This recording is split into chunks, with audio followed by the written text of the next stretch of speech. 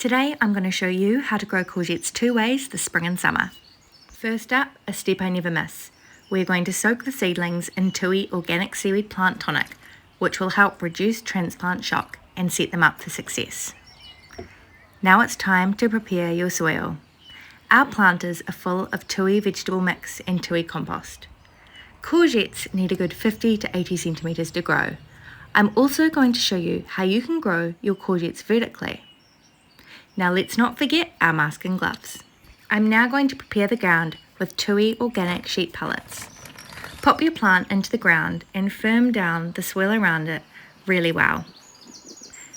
Now let's add Kiwi enriched veg, tomato and herb controlled release fertiliser, which will give us 6 months worth of fertiliser for our plants. Sprinkle that around the drip line and water in well. If you want to grow vertically, pop a stake into the ground next to the courgette.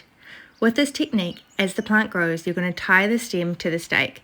As each courgette appears, you're going to cut off the leaves below. If you're having any problem with pollinating, you can use a male flower to pollinate the female flower.